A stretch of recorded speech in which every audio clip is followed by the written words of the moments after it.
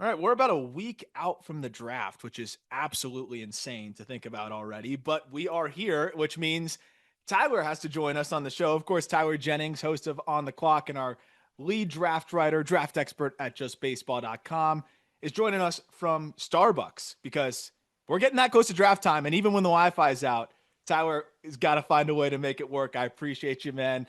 It's been fun going through all this, and I know you're about to update your rankings in the next day or two. I don't want to put you to a specific time because every time I do that to myself, then I'm always late. But it's going to be in the coming days. We're also going to talk mock draft with you on the Just Baseball show at the end of the week. But this is kind of the final update as we're getting ready for it. And I figured it'd be a fun time to talk about some of those final deliberations, some of the updates that you're already pretty confident in, and just kind of give an update of where this class is shaping up in our last little check-in before we do what will probably be a draft recap. Yeah, no, I mean, hell, at this point, it just feels like with the 2026 class already started for me, like we just did USA Collegiate and USA 17U. So it's a lot going on in a short period of time. But basically, in short, um, I think the top of this draft is kind of really shaped itself out to be what it is at this point. So you're kind of looking at the guys like Ethan Holiday, Kate Anderson, um, Seth Hernandez, all these guys are at the top, whereas, guys who you thought at the beginning of the year, like Jamie Arnold, has kind of slipped down a little bit, in my opinion. I just think the commands kind of slipped a little bit, and that's kind of taken some value out of his profile. And then obviously guys like Jace Laviolette kind of falling down a bit. But I think overall, like this draft class does have some hidden pieces to it, kind of deeper down. At the top, we've always talked about how the high school shortstop class in particular is looks really really good at top. And I think I described it last night on the live stream we did for On the Clock, where it was like a 1A and 1B tier. Um, and I also think like the college pitching is pretty good at the top, but even deeper down, like there's some decent arms, there's some decent college bats that, you know, it's not high end stuff, but there's still some value there. Guys like Mitch Voigt from Michigan is one guy that really stands out to me. Um, and even looking farther down, like college arms in particular, kind of stand out with depth. So it's an interesting class. Obviously, it's not the high end class that we're used to in the past couple of years, where like 2023 was cream of the crop of recent memory, and how next year could be really really good. But there's at least something to salvage out of this class in terms of value and talent. Well, and there's always something when you are dealing with high school infielders, high school shortstops, where we even talked about it. I think Connor Griffin's a perfect example, right? A guy that slips a little bit. I think if you did a redraft, I don't think he's making it his way out of the top five. You could argue that he may not make his way out of the top three. You just never quite know what you've got with these high school shortstops because they're so young. There's so much more to develop and unlock. And even with these college guys, you see that still too. I mean, we talked about a Cam Smith who clearly has exceeded expectations very quickly. But starting with those high school infielders and just kind of what that all looks like, because I think you mentioned the 1A, 1B conversation here.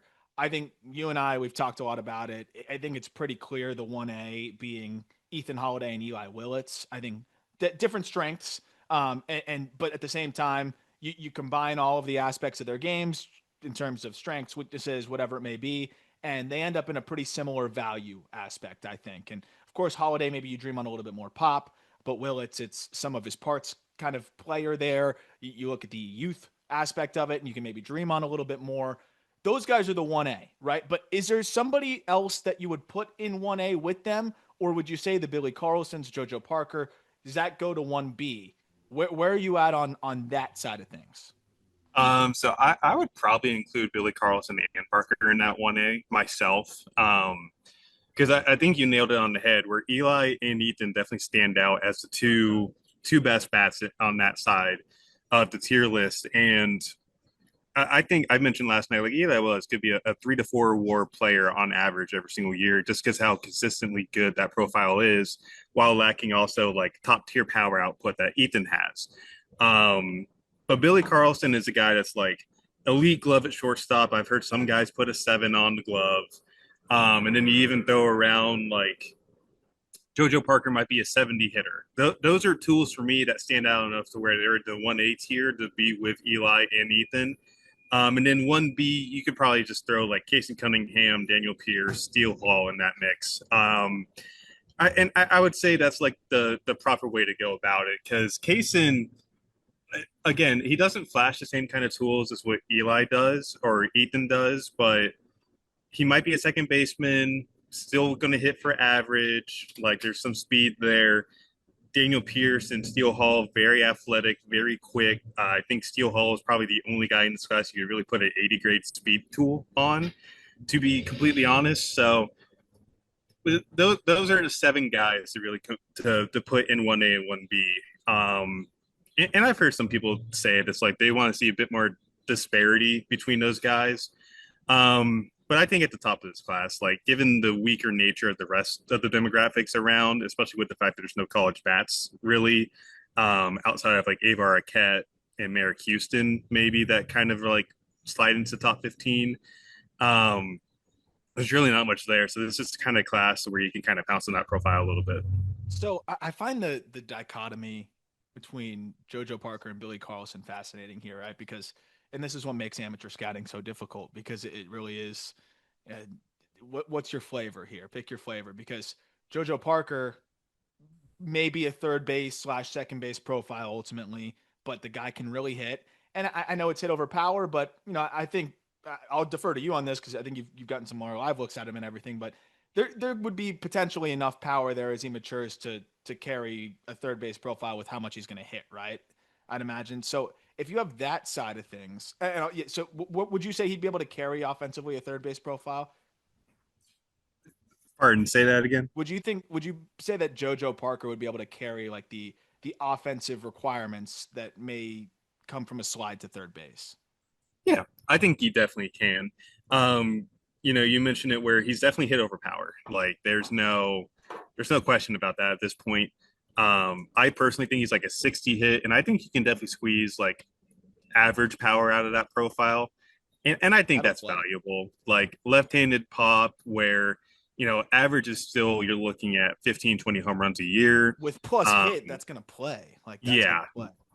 Like so he doesn't have to be a standout defender at a hot corner position like that to really get value or Mhm. derive value out of his profile. So um, I think that's really the way to look at it is, he hasn't hit for power yet, but I think at the end of the day, like he grows in more muscle and kind of leans out a little bit more. Average power is definitely the likely outcome in that profile.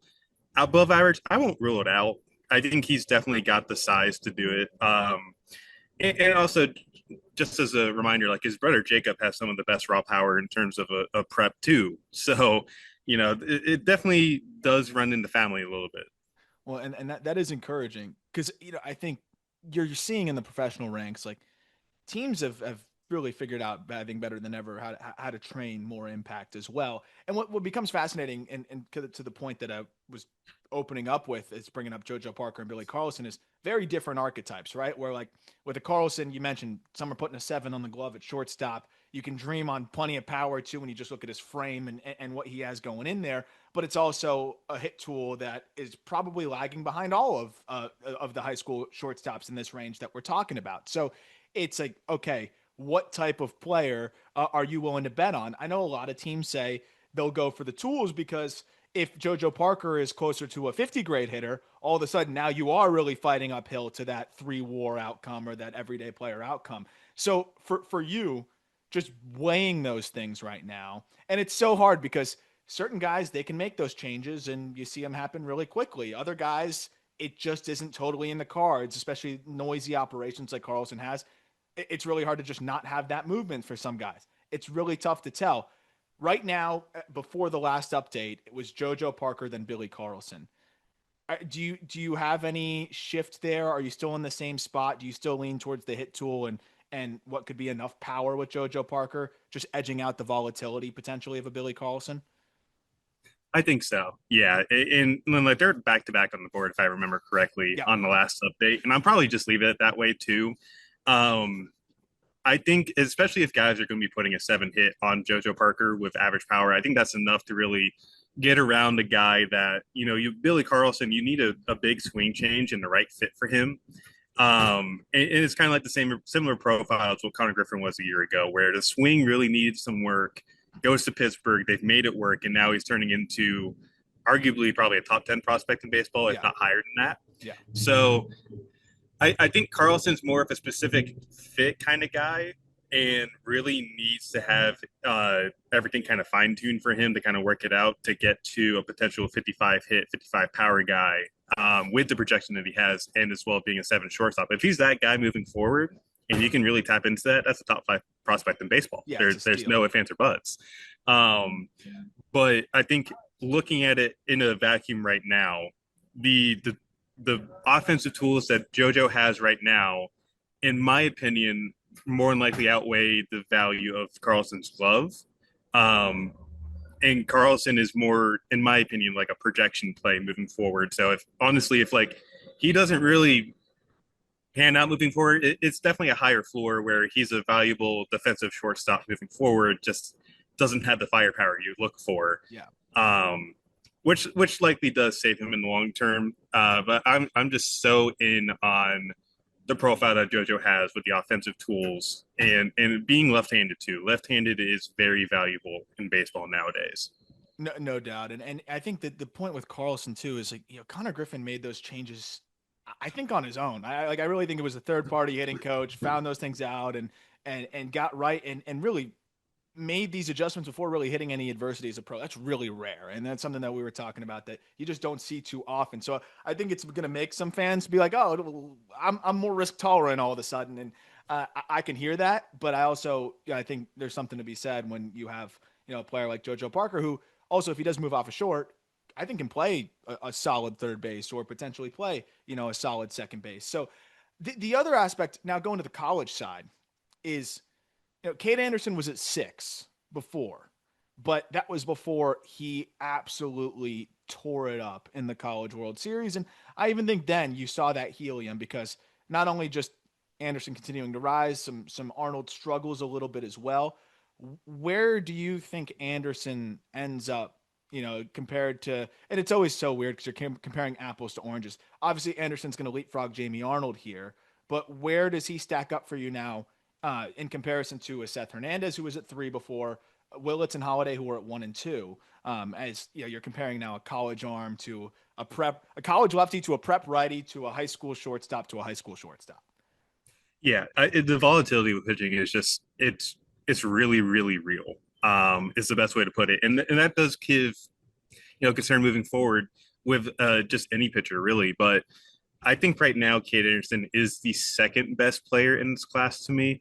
I still think Ethan Holiday's number one. Like if people believe he can be a 45 hit, 70 power left-handed hitter with the tools to kind of stick at shortstop because he has shown that a bit this year, he's clear cut the best player in this class. There's no doubt about it.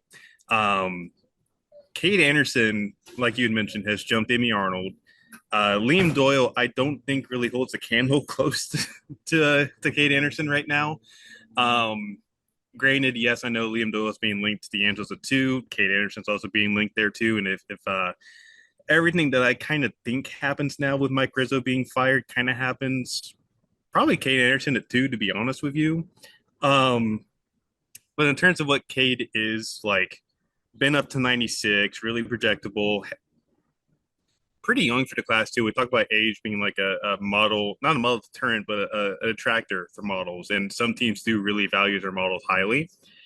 And he's a guy that is just 21 years old.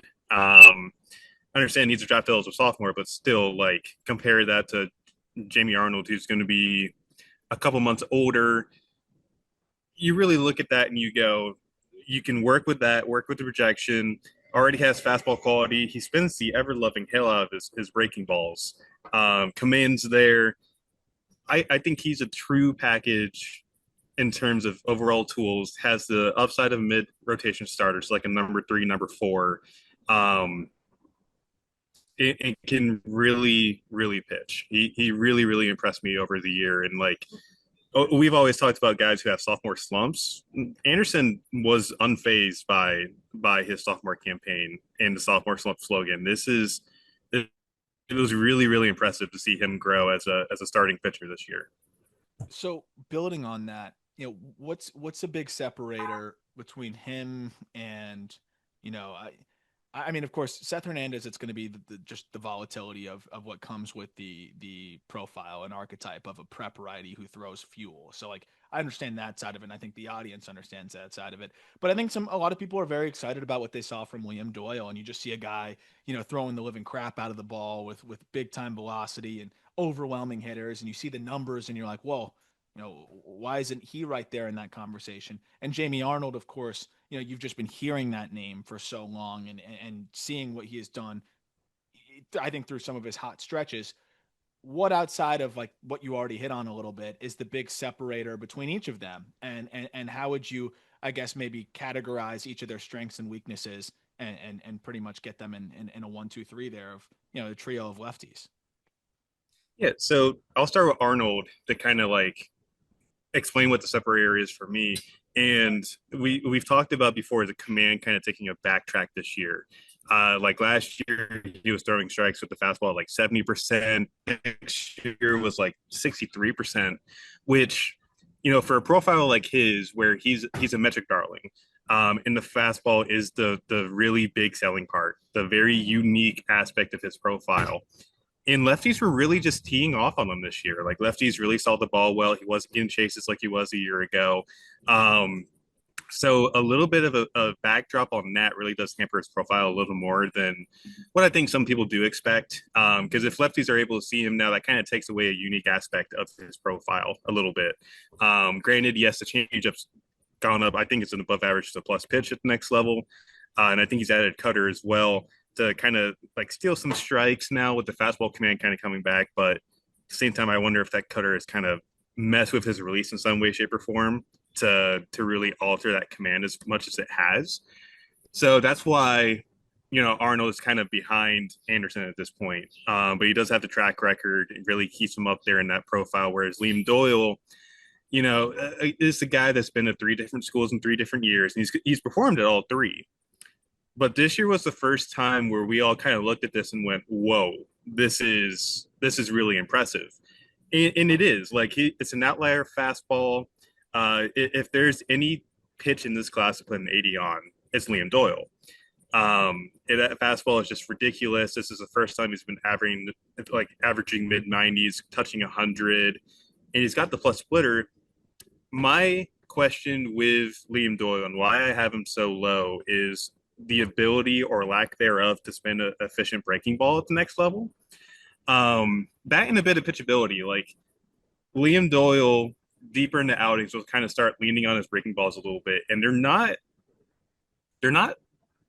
above average or plus or anything. I would lean into saying like the cutter's average, the bigger breaking ball is kind of like fringy to average. And once he starts to kind of like he'll start throwing first pitch sliders to kind of get ahead of guys.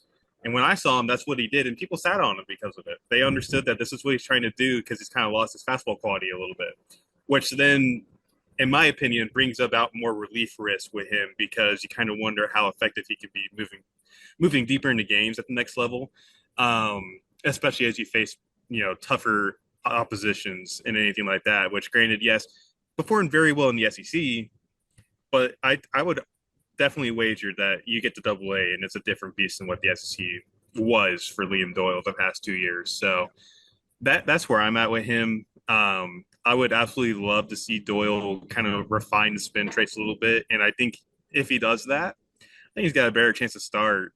That's Like, why evaluating is so tough too on the amateur side because you can only see what he's done so far. And I'm with you. You look at the data and just the effectiveness or lack thereof at points with the breaking balls. And what really stands out to me is just the lack of whiff on those offerings in general. mm-hmm.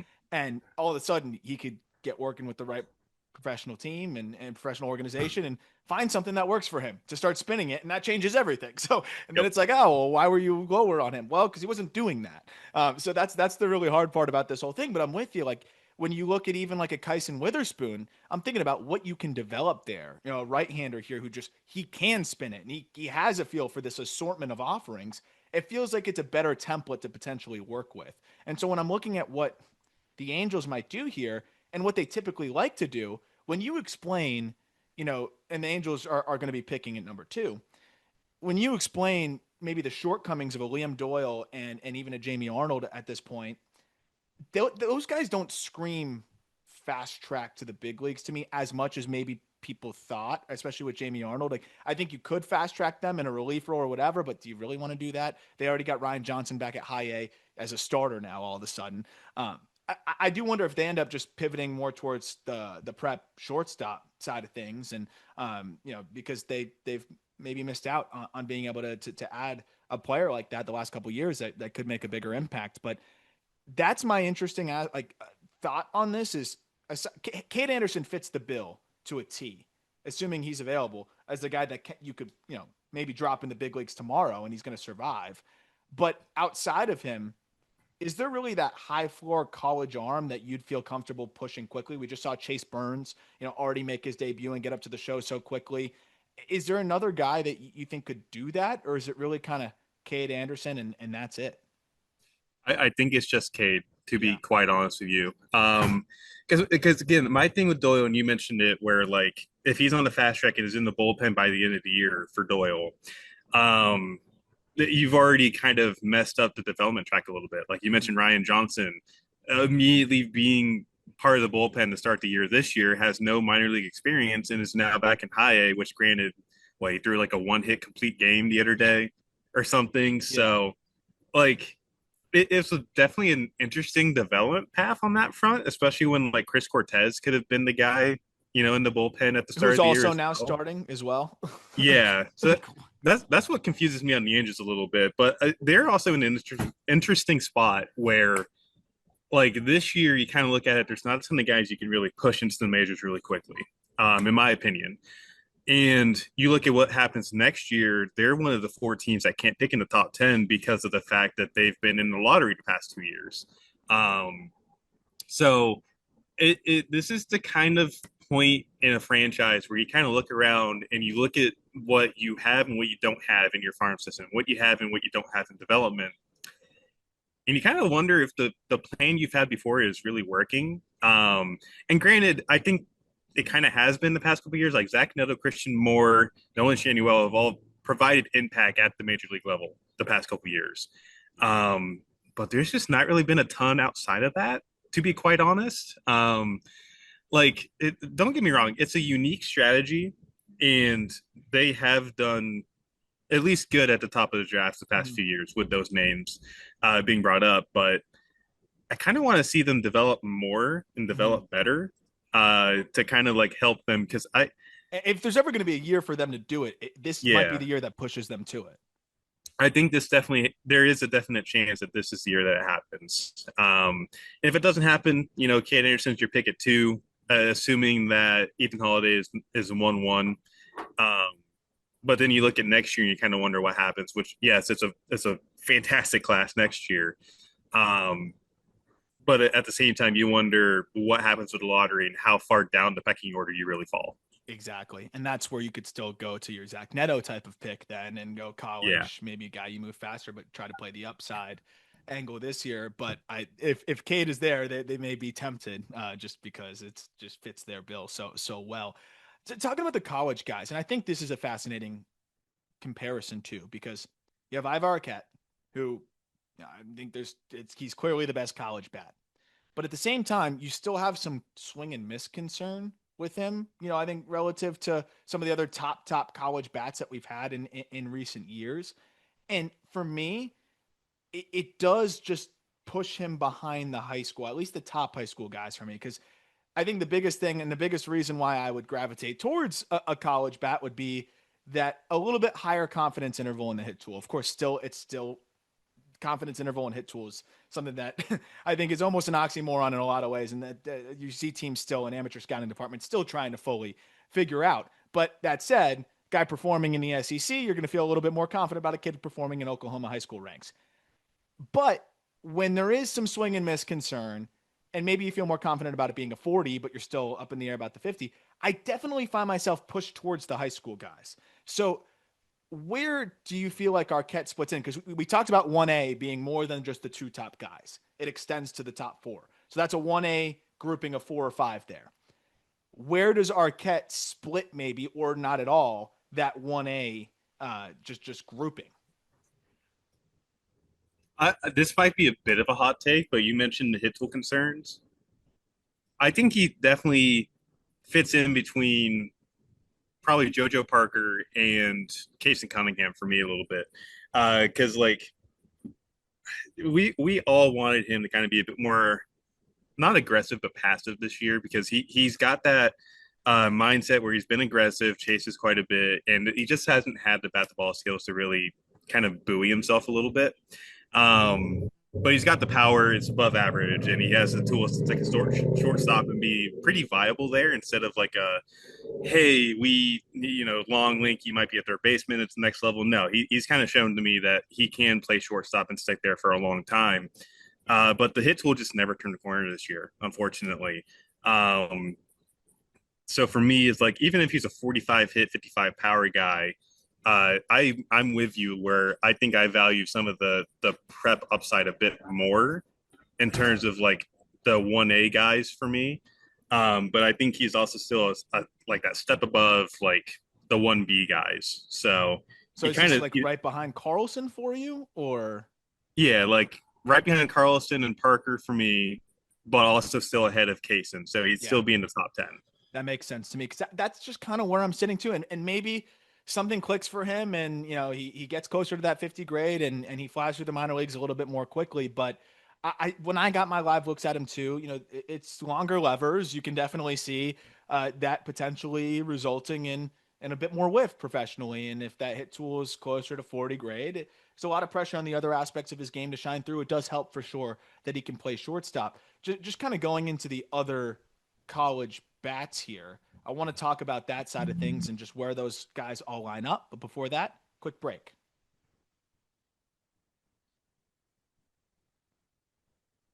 Okay, the theme is going to be the 1A, 1B situation, right? And we're going to do the same thing with the college bats here. Arquette, of course, headlines 1A. How would you group then? Is there more 1A in that group of college bats, or is it kind of Arquette on his own and then you go to a 1B here with the rest of the college bats? I think Arquette's on his own little island, to be quite honest with you. And like I understand we've mentioned 1A, 1B with the prep guys. I don't know if there's a 1B tier to the college hitters Just go this straight to year. two.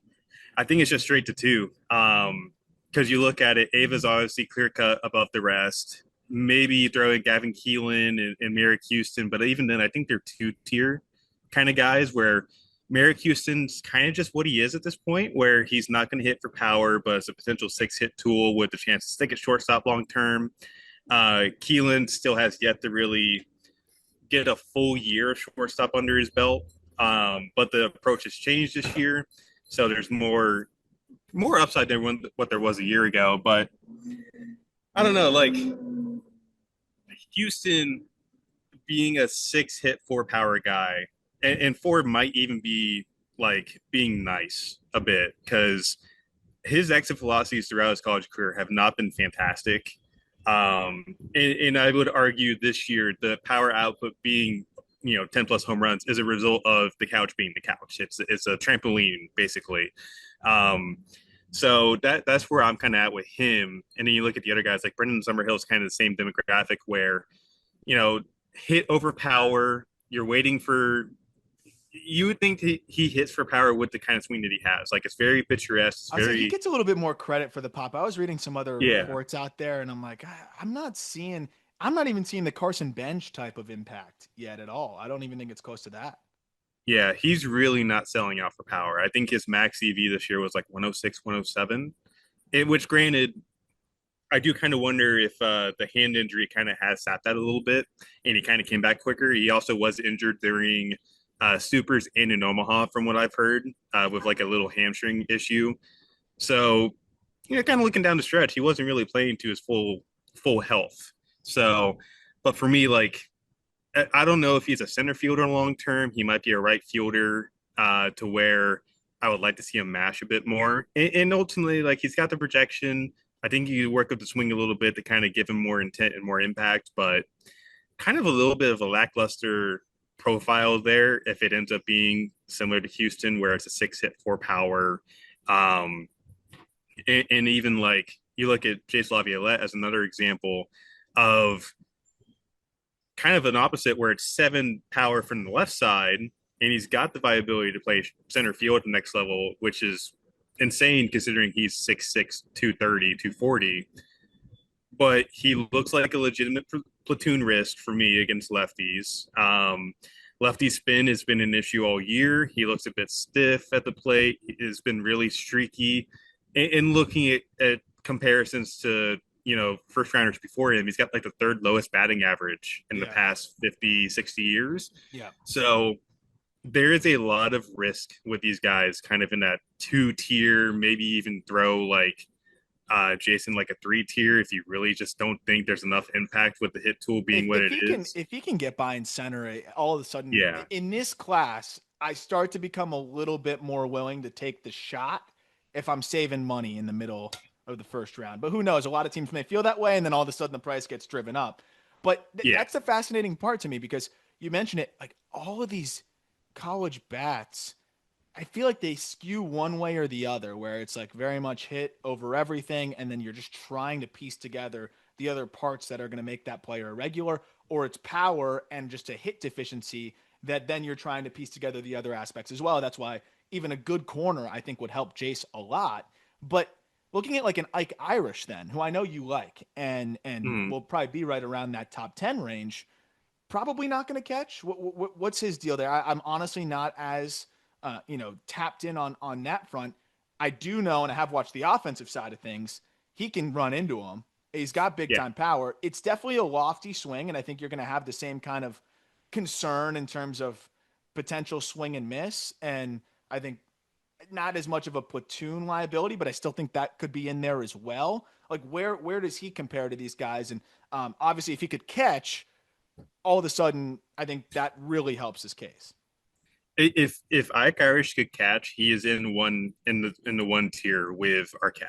I think that's legitimately what it would be because it's a lengthy track record for 3 years of hitting for average and power. Granted, yes, I think the ground ball rate's a little bit too steep for me. I think it's somewhere close to 50%, and that's just the nature of the swing. But he's shown there's more power in there. You can kind of tinker with the swing to kind of get more impact out of it. But I think at the next level, he's a corner outfielder, probably right field. Um, he's got the arm strength to do it, and I think somebody does let him catch to kind of start his collegiate career, but pro career rather. But I just don't think this time next year when we're getting ready to get down and dirty for the 2026 class that he's still a catcher in whatever organization he's with. So Yeah. that's the big thing for me. If he could catch, he's with Avar Cat. But right now, he's played outfield most of the year. I unfortunately do think that's where he's going to end up, and that really does take some value out of the profile a bit. In this, like the swing is unique for sure, and maybe it works, but I don't know. When there's a lot of pressure on the bat, that's another guy that I could see maybe slipping a little bit. Like, where do you think the floor is for him? Because I mean, again, this is another instance where I'm gonna lean towards Carlson, Jojo Parker, the high school guys. I think a little bit more. I would wager if he makes it past 15 or 20, that's that's really just makes you scratch your head moment right there. Like I think it's really hard for me to think that he gets past, say, the Giants at 13 Yeah. or Boston at 15. Like if he's still on the board past that moment in the draft, I really have to wonder what else is up there because that's just a very interesting point for him to still be available. Because I mentioned track record, like teams will probably lean heavily on track record in this draft with the fact that there's just not a ton of upside in these college bats. So I think if at this point, probably somewhere between like pick 8 to pick 15 is where Irish does go, and he's been linked to like Chicago, the Athletics. Texas has some background checks on him as well, so I wouldn't How be many shocked if guys he's like this are sticking the there. Athletics going to take? Like, just it's so the corner. I know they won Jacob Wilson, but I feel like it's also been a very common archetype for them to attack as well. But it could make sense. I I'm curious too because when you get into this range of like college bats, and then you also get to another wave of high school kids as well. that I think are really interesting. When you get to just like, let's say, second half of the first round range, and I think that's where you could see a case in Cunningham go. We've seen Wahiwa Aloy potentially, being floated. He's a guy though that I think could be anywhere from there to back of the first with the swing and miss. But you mentioned Lavalette and all the other guys. But then you also start to get to that area where Slater DeBrun could be a high school outfielder that I think has a lot of fun, components that he brings to the table that I think teams have become a little bit more excited about. The more compact frame, but make it work kind of guy. You have Gavin Feen and some of these other guys that kind of fit in. And I still think Caden Bodine deserves some love at the end of the first round. Like, where do you see things kind of shaken out in the back end of the first round? Do you think teams go a little bit more high school heavy? Maybe guys that had second round grades going for savings there because, you know, college guys just don't quite get you going enough. And we see college guys kind of slip sometimes in the second round from the back end of the first all the time. Or do you think some of these guys will still have pretty steep price tags and you just end up going with the college guy at slot? Like, how do you see things kind of shaken out maybe in the back half of the first round? I honestly think looking at the back end of the first round, there would be a lot more preps going off the board than we expect, and that's mainly to kind of like, for example, Phillies last year taking Dante Nori at 27, saving some money there, and getting Griffin Burkholder in the second round at like 66 or 67. Um, I can totally see somebody like the Padres, Phillies again, probably making that kind of move because we were talking about this the other night where the Padres had the third lowest bonus slot value this year. Like their bonus pool is not very deep. I think only the Mets and the Yankees have lower. And there's like 50-55% of their bonus pool is tied to pick 25. So they don't have a second round pick. Their next pick's at 99. Do the Padres take, like, for example, this has been thrown out to me, Josh Owens potentially being a first round pick to the Padres at 25 to help them save money for whoever they take at 99 to kind of be you look at somebody maybe like Dax Kilby at 99. So I think there's going to be a lot of that ongoing as you go towards definitely the Padres, Phillies, Guardians point of this draft. And even with the Royals too, because the Royals have two top 30 picks within that 20, 25, 30 range. So I think there's going to be a lot of strategy involved in this class. Wouldn't be shocked if we see guys kind of further down, like for example, our board, Cooper Fleming, Dax Kilby, Ryan Mitchell, again Josh Owens being a guy that's been thrown out to me a little bit. So there's going to be a lot of strategy at play here. And I think that's what the back end of the first round is going to end up looking like is guys are going to take some stabs at some deeper cut prep guys or maybe even some college guys that help you save some money a bit. But that's essentially what the back end's going to look like, in my opinion. So if you were in charge of one of these teams in the back end of the first round and you think either one, it's a guy that just isn't getting enough love that you think your team should be all over in the, let's say, in the late mid 20s range, let's say anywhere from like, let's just say 20 to 30 range, right? In the end of the first round, or maybe a prepster that is just underrated by the industry right now that you think you could get a good deal on. Like, who would be some of those players that you would target? Like, I continue to, and it's so basic, just other than the fact that I just love this guy's swing and the way he controls his at bats. Like Coy James, that might be a crazy reach, but that is one guy that like with savings, I would have some fun maybe looking at the end of the first round. Like, are there certain guys that you would really target if you were drafting in that range that you think are maybe a little bit overlooked by the industry right now? Coy James for sure. He's one of them, and I know our guy Peyton Sauer absolutely loves Coy James. I think he thinks he's a first rounder, and I think that's a very. Does it feel a little steep? Yes, but I think Peyton obviously knows what he's doing. He's very good at spotting talent. And I told him like that's not an unrealistic scenario to where he is a first rounder. So Coy James is definitely one of them. I think for me, the power is kind of up to the Bick, and I understand like there's some aggression with him and his approach and everything. But he's a very talented player, and I think he's a guy to really kind of shoot in there. Cooper Fleming's another guy where he's going to be young. He's going to be a left-handed guy that's really wiry, but can really project well in terms of hit and power.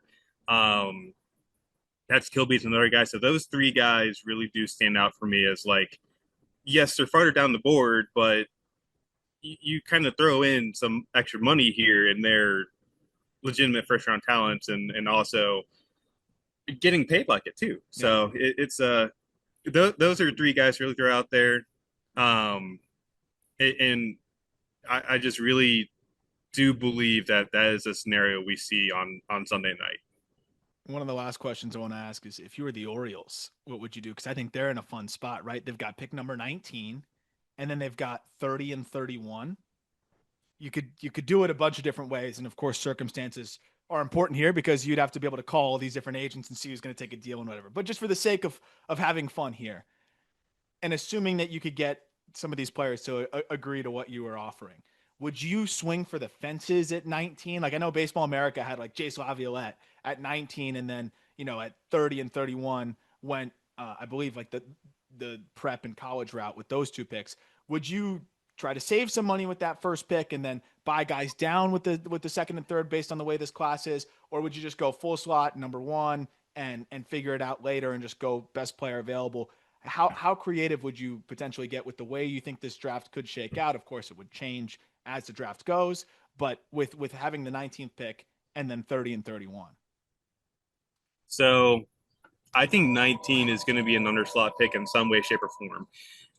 And I think with VA, like you mentioned, Jay Laviolette being a potential fit there, it kind of that's something they value is high OBP guys with power from the left side. Like you look at it, Heston Kjerstad from 2020. I think Jordan Westbrook was also like part of that draft as well. So they had some strategy in that because they had three top 40 picks, one at 2, one at 30, one at 39, and they took all college guys.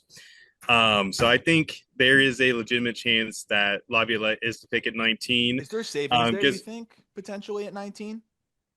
who is it? Do you think there's savings there at 19 if you take Yes. Laviolette? I think you can get some savings out of him, probably squeeze like a mil or a mil and a half probably from the slot value there to kind of save some money. I think at the end of the day, you look at what they can do at 30 and 31. Laviolette probably doesn't make it down there if he doesn't get taken in 19. I know the Royals do like Jace a lot.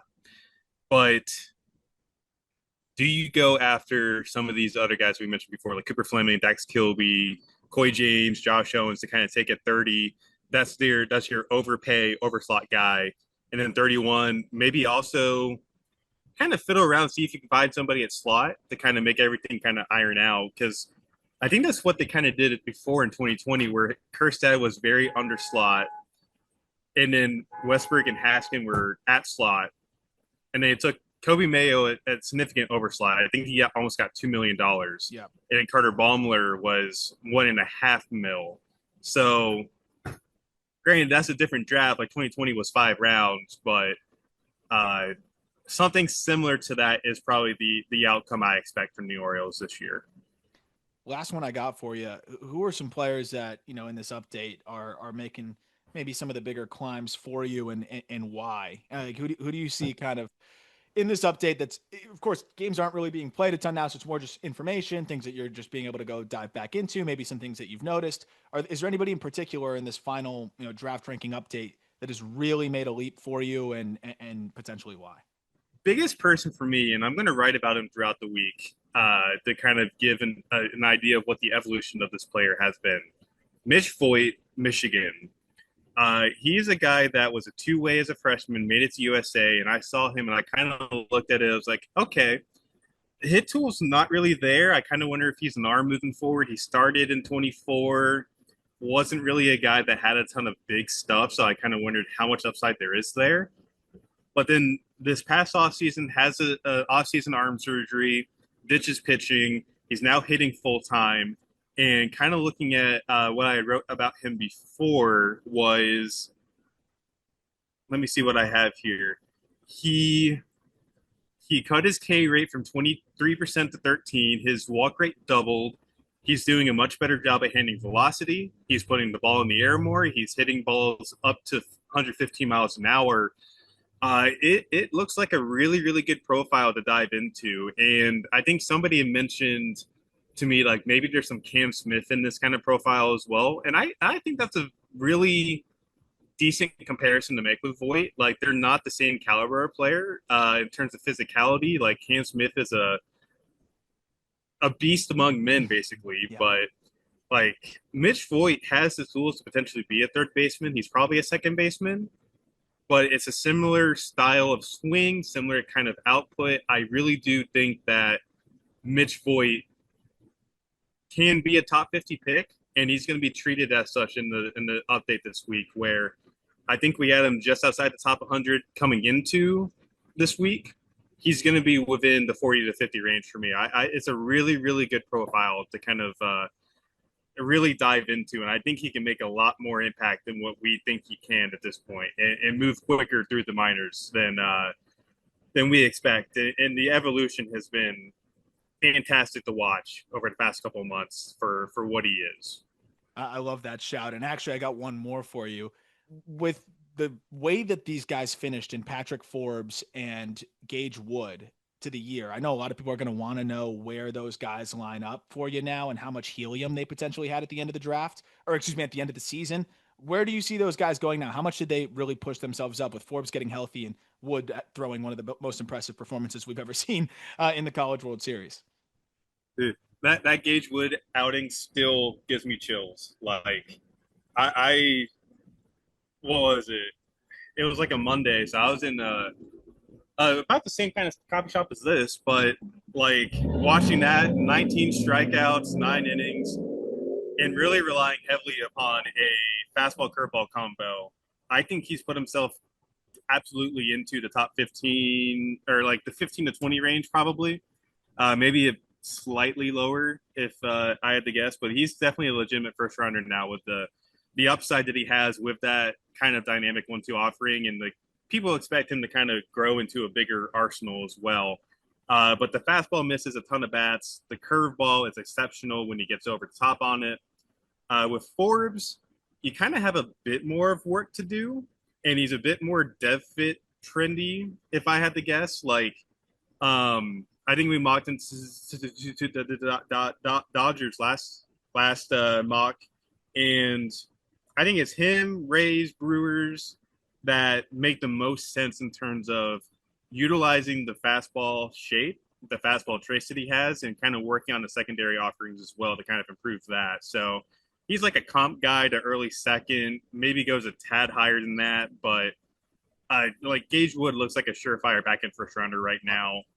And Forbes is not too far behind. So those are two guys that really helped their stock a lot down the stretch. And it's not Kate Horton vibes. It's not similar to that, but it's definitely not far from it, in my opinion.